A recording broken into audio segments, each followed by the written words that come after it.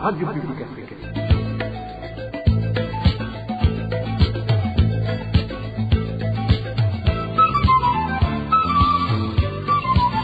Radio Publique Africaine.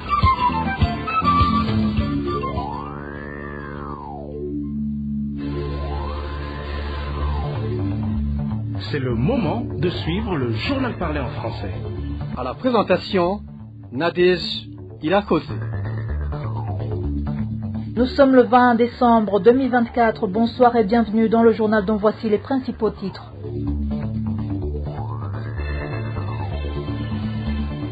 Le gouvernement burundais devrait engager dans les plus brefs délais le dialogue avec les représentants des travailleurs pour discuter de tous les problèmes qui causent la fuite des cerveaux avant que la situation ne dégénère. Vous allez suivre la réaction de la FENASEB. Certaines autorités administratives et policières de la province de Makamba sont accusées par les chauffeurs de vider le carburant dans les stations-service afin de le revendre au marché noir à un prix très élevé. Dans ce journal, nous allons aussi vous parler de la mesure du ministre de l'Agriculture et de l'Élevage qui autorise les commerçants et les autres particuliers d'acheter la production de maïs collectée par la NAGESA, une mesure qui est contraire aux objectifs de la création de la NAGESA. Tout de suite, le développement de ce journal.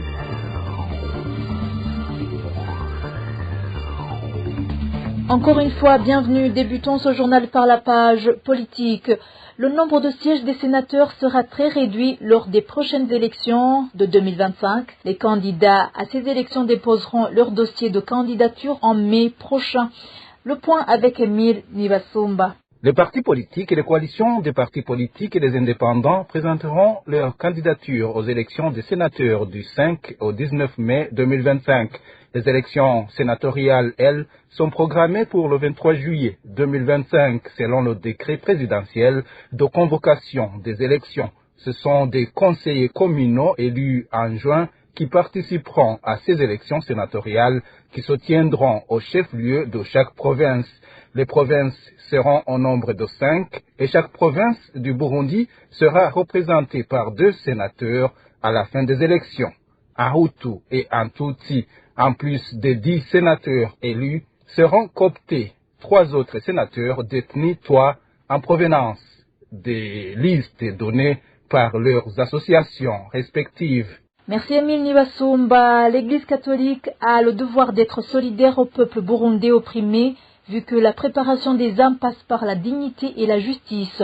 Telle est du moins la raison qui a poussé l'initiative citoyenne rapide Seruka à solliciter l'intervention de cette institution afin qu'elle l'aide à atteindre son objectif qui est de libérer le peuple burundais des chaînes de la tyrannie. C'est au moment où toutes les autres institutions du pays ont échoué dans cette noble cause. Suivez Vincent Nyandwi, il est le porte-parole de l'initiative citoyenne Rapide Seruka.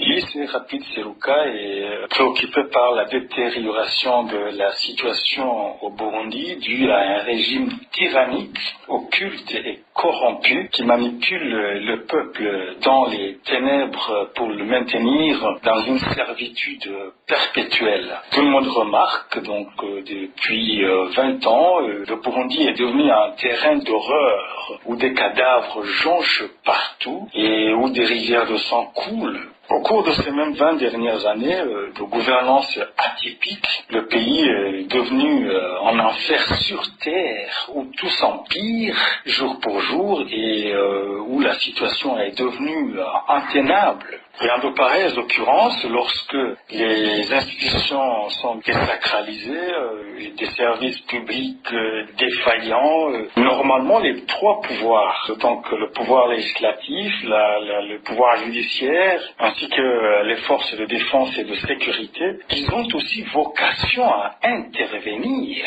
et redresser la situation. Malheureusement, ces derniers sont dominés par ceux qui prennent le peuple en otage. Alors, l'IC Rapide Seruka a adressé une correspondance au président de la conférence des évêques de l'Église catholique au Burundi, connaissant son influence et de son autorité morale pour lui demander de s'impliquer davantage dans le redressement de la situation, car l'initiative Rapide Seruka estime que cette institution a le devoir d'être en solidarité avec le peuple brimé et opprimé supprimée, car la préparation des âmes à la vie d'après passe par la justice et la dignité ici sur Terre. Et c'est pour cela que l'initiative Rapide Seruka ne ménagera aucun effort pour libérer les peuples burundais des chaînes de la tyrannie du CNDD-FDD. Certaines autorités administratives et policières de la province de Makamba sont accusées par les chauffeurs d'avoir semé le désordre dans la distribution du carburant sur les stations-service de Makamba. Ceux qui travaillent dans le secteur du transport accusent également ces autorités de vider toutes les stations-service à l'arrivée du carburant pour le revendre ensuite au marché noir et à un prix élevé. Les détails avec Inosa Valentin Singirangabo. Selon nos sources à Makamba, les rares fois où les stations-service de la place sont approvisionnées en carburant, cet or noir est directement raflé par les autorités. Cet habitant de Makamba qui s'est confié à la RPA pointe du doigt le secrétaire général du parti CNDD-FDD comme étant une des autorités qui perturbe la distribution équitable du carburant. Par exemple, lorsque le mazout arrive, on nous dit que toute la quantité disponible appartient à Honorable Révérien Gekoudio seulement. Les camions de cette autorité se chargent du transport de ces matériaux de construction car il est en pleine construction de son stade de football et de quelques maisons. Ce qu'il fait actuellement, c'est extraire du sable de rivière comme Bouyeze et personne d'autre n'a le droit d'extraire du sable et des pierres de construction à part des Corio. À part ce cadre du parti de l'Aigle, même les autorités administratives et policières trempent dans cette fraude du carburant comme en témoigne notre source. Nous observons de nombreux problèmes dans la distribution du carburant dans les stations-service disponibles ici à Makamba. Chaque jour, la distribution du carburant doit se faire sous la supervision du gouverneur, du commissaire provincial de la police et du chef des services de renseignement. Ces autorités ordonnent à la police de disperser les personnes sur les lignes. Ce qui est encore étonnant, un véhicule communal, voire même les véhicules de type Probox se présentent sur les stations-service plein de bidons d'équivalence de 250 000 francs bout chacun et un policier donne l'ordre d'évacuer pour donner le passage de ces véhicules. Après avoir fait le plein, ces véhicules descendent et les autres prennent place. Ce carburant subtilisé par les autorités locales et politiques et par après revendu sur le marché noir et à des prix exorbitants. Nous y reviendrons dans nos éditions ultérieures. Merci Nossa Valentin Singirangabo. Après une courte pause, nous allons continuer ce journal avec la page éducation. À présent, page éducation, les départs massifs des fonctionnaires du secteur de l'éducation sont dus aux salaires insignifiants donnés par le gouvernement alors que la vie devient de plus en plus chère. C'est du moins la réaction de la Fédération nationale des syndicats du secteur de l'enseignement et de l'éducation du Burundi, FENASEB en sigle, après l'annonce du recteur de l'Université du Burundi concernant les départs des fonctionnaires de cette institution, dont plus de 40 enseignants. Selon la dite fédération, ces départs ruinent le secteur de l'éducation et causent la perturbation des années académiques. Suivez Antoine Manouma, président de la FENASEB. On observe des départs massifs des fonctionnaires du secteur de l'éducation qui abandonnent les services occupés. Tous les niveaux de l'enseignement sont concernés, jusqu'à l'Université du Burundi. Souvent, les fonctionnaires partent sans même avertir, et ainsi la pénurie d'enseignants s'aggrave. Conformément à la lettre du 16 décembre 2024, que le recteur de l'Université du Burundi a adressé au ministre de l'Éducation nationale et de la recherche scientifique, les travailleurs ayant quitté cette institution académique jusqu'au 15 décembre s'élèvent à 118, dont 41 enseignants. Cet effectif s'ajoute aux bénéficiaires des bourses d'études à l'étranger qui n'ont pas voulu regagner le Bercail. C'est une perte énorme pour le pays qui a besoin des intellectuels pour évoluer vers le développement. C'est un coup dur pour les apprenants de l'Université du Burundi qui font face à la suspension des apprentissages et à une année académique qui s'allonge. Mais pourquoi ces départs? La raison majeure revient à la rémunération peu motivante perçue par les fonctionnaires, payée par l'État, dans le contexte de la flambée des prix des biens de première nécessité. La politique salariale initiée par le gouvernement n'a pas apporté une valeur ajoutée pour les travailleurs suite à la hausse des prix des biens et des services. Aujourd'hui, les travailleurs sont désemparés. À l'Université du Burundi, la politique salariale a été à l'origine de la suspension des 3 acquis. L'application de cette politique a été très difficile parce que la législation à la matière est inadaptée à cette institution. Les employés de l'Université du Burundi préfèrent alors s'orienter ailleurs où les conditions de travail seraient meilleures. Ainsi, la FENASEB demande au gouvernement d'engager dans les plus brefs délais le dialogue avec les représentants des travailleurs pour discuter de tous les problèmes avant que la situation ne devienne pire. Suivez encore une fois Antoine Manouma, le président de la FENASEB. Au sein de la Fédération nationale des syndicats du secteur de l'enseignement et de l'éducation du Burundi, FENASEB, nous demandons au gouvernement d'engager dans l'immédiat le dialogue franc et sincère avec les représentants des organisations des travailleurs pour discuter de toutes les questions qui concernent le monde du travail, en l'occurrence la question de la rémunération. On entend souvent les autorités dire que la solution au salaire insuffisant est l'initiation des activités d'autopromotion. Faudrait-il que les fonctionnaires s'engagent dans de telles activités au détriment de l'exercice des missions qui leur sont confiées par l'État? Dans le secteur de l'éducation, il s'agirait d'ajouter le drame moral, car la dépréciation de la qualité des enseignements continuerait à s'aggraver. De la page éducation, passons à la page agriculture. Le ministère de l'Élevage, l'Agriculture et l'Environnement a débuté la revente de la production du maïs collecté par la NAGESA au cours de la saison culturelle écoulée. Lors de la conférence de presse tenue jeudi de la semaine dernière, le ministre Prosper Dodiko a annoncé que le prix d'un kilo du maïs est fixé à 2100 francs burundais. De plus, les commerçants et les autres particuliers auront l'occasion d'acheter sur cette production du maïs collectée par ANAGESA. Suivez le ministre Prosper Dodiko. ANAGESA a acheté dans toutes les zones du pays une production de 71 000 tonnes, 363 et 935 kilos de maïs gras sec. Avec la montée du prix de maïs gras sec au marché, nous avons décidé alors de retourner la production du maïs au marché afin de jouer notre rôle de régulation du prix.